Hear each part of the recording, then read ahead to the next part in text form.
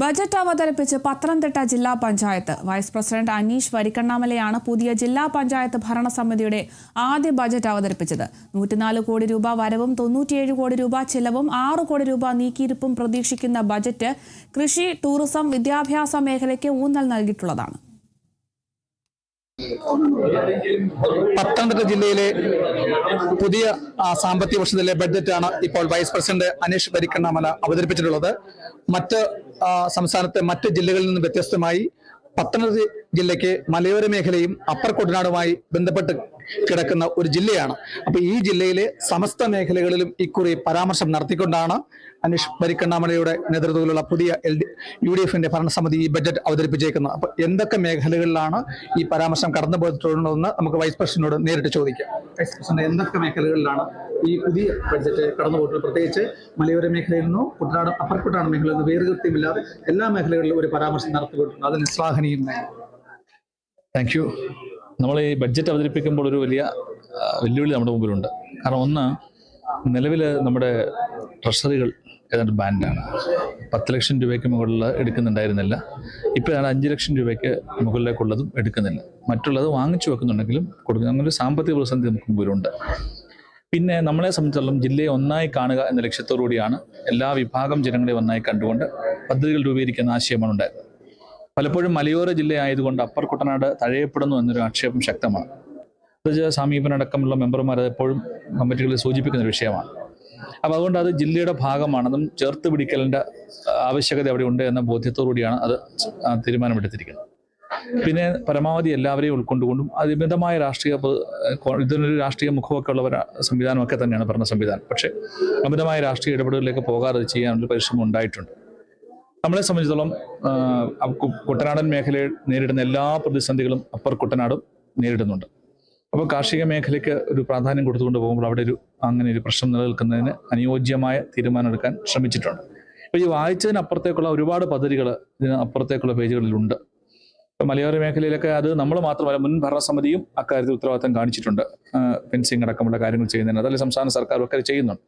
പക്ഷെ അതൊന്നും നമുക്ക് പര്യാപ്തമല്ല. അതിനപ്പുറത്തേക്കുള്ള ആശയങ്ങൾ രൂപീകരിക്കപ്പെട്ടുകൊണ്ട് ഭരണ സംവിധാനങ്ങൾ മുന്നോട്ട് പോകണം. കാരണം വന്യജീവികളുടെ വലിയ തോതിൽ കൊണ്ട് ഇറങ്ങി വരുന്നതിന് തടയുന്നതിനുള്ള വഴികൾ, മറ്റു വഴികൾ അതിനകത്തേക്ക് ചെന്ന് വനത്തിനകത്ത് ചെന്ന് അവർക്ക് ഭക്ഷണം നൽകുന്നതോ അല്ലെങ്കിൽ അവർക്ക് ആവാസ വ്യവസ്ഥ ഒരുക്കുന്നതിലോ ഉള്ള ചില ക്രമീകരണങ്ങളിലേക്ക് ഭരണകൂടം പോകേണ്ടതായിട്ടുണ്ട്. നമ്മുടെ പരിധിക്കപ്പുറത്തേക്കാണ്.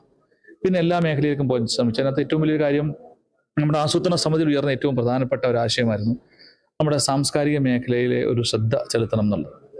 ഒരുപക്ഷെ ഈ ബഡ്ജറ്റിൽ ഏറ്റവും കൂടുതൽ സന്തോഷിക്കുന്നത് കാരണം പടയണി നമ്മുടെ പാരമ്പര്യ കലാരൂപം, ഒരുപക്ഷെ പത്തനംതിട്ട ജില്ലയുടെ ഏറ്റവും തനതായ കലാരൂപങ്ങളിൽ പെടുന്നതാണ് പടയണി എന്ന് പറയുന്നത്.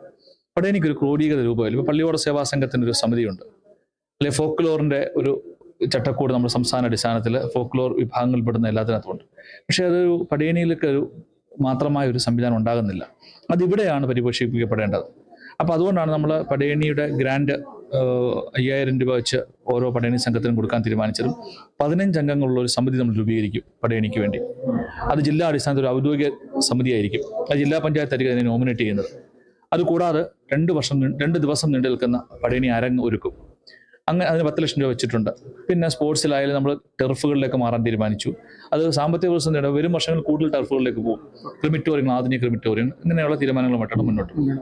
ഇപ്പോൾ നമ്മളോടൊപ്പം ചേരുന്നത് ഏറ്റവും പ്രായം കുറഞ്ഞ ജില്ലാ പഞ്ചായത്താണ്. അപ്പം അദ്ദേഹത്തിന്റെ അഭിപ്രായം കൂടി നമുക്ക് ചോദിക്കാം. എങ്ങനെയാണ് ബജറ്റിനെ സംബന്ധിച്ച് കുട്ടികൾക്കും യൗവനക്കാർക്കും വയോജകർക്കും യുവതികൾക്കും എല്ലാവരെയും ഒരുപോലെ ഉൾക്കൊള്ളുന്ന ഒരു ബജറ്റായിട്ടാണ് കണക്കാക്കുന്നത്. അതുകൊണ്ട് തന്നെ ഈ ജില്ലയിലെ എല്ലാവരും ഇതിൽ ഉൾപ്പെടുത്തിയിട്ടുണ്ട്. ഈ കുറഞ്ഞ സമയത്ത് ഇത്ര ഭംഗിയായി അവതരിപ്പിച്ചതിന് അതിന്റെ പിന്നിൽ ഒരുപാട് കഠിനാധ്വാനമുണ്ട്. അത് എല്ലാ കാലത്തും ഈ ബജറ്റ് ഇങ്ങനെ നിലനിൽക്കും, അത് നന്നായി പ്രവർത്തിക്കാൻ സാധ്യമാകുമെന്ന് വിശ്വസിക്കുന്നു. തെരഞ്ഞെടുപ്പ് വിജ്ഞാപനത്തിന് ഇനി ആഴ്ചകൾ മാത്രം ശേഷിക്കുകയാണ്. അപ്പർ കുട്ടനാടൻ മേഖലയ്ക്ക് മികച്ച പ്രാധാന്യം നൽകിയിട്ടുണ്ട്. കാർഷിക മേഖലയ്ക്ക് നൽകി എന്നതിലുപരിയായി പരിമിതിയിൽ നിന്നുകൊണ്ട് ബഹുമാനപ്പെട്ട വൈസ് പ്രസിഡന്റ് അനീഷ് വരിക്കണ്ണാമല അവതരിപ്പിച്ച ബഡ്ജറ്റ് ജില്ലയിലെ സമഗ്ര മേഖലയിലും അത് കണക്ട് ചെയ്ത ഒരു ബഡ്ജറ്റാണ് എന്നതിൽ വളരെ സന്തോഷമുണ്ട്. പ്രത്യേകിച്ച് അപ്പർ കുട്ടനാട് മേഖലയിൽ അവരെ തൊട്ടറിയുവാൻ കഴിയുന്ന ഒരിടപെടൽ പ്രത്യേകിച്ച് അനീഷ് വരിക്കണ്ണാമലയുടെ ബഡ്ജറ്റിലൂടെ ഉണ്ട്. നെൽകൃഷിയെ പ്രോത്സാഹിപ്പിക്കുന്ന രംഗത്ത്, ഫാം ടൂറിസം പ്രോത്സാഹിപ്പിക്കുന്ന രംഗത്ത്, തോടുകളുടെ ഇന്നത്തെ ശോചനീയാവസ്ഥ പരിഹരിക്കുന്ന രംഗത്തൊക്കെ വലിയ ഒരു ഇടപെടൽ കുട്ടനാട്ടിൽ നടത്തി. മലയോര ജില്ലയിലും അതിന് വേണ്ട തരത്തിലുള്ള ഇടപെടൽ ആ രംഗത്തും നടത്തുവാൻ അദ്ദേഹത്തിന് കഴിഞ്ഞു. അഭിനന്ദിക്കുകയാണ് ഈ ബഡ്ജറ്റ്. എല്ലാ മേഖലയും പരിഗണിച്ചുകൊണ്ടുള്ള ഒരു ബഡ്ജറ്റാണ് ശ്രീ അനീഷ് വരിക്കണ്ണമല അവതരിപ്പിച്ചത്.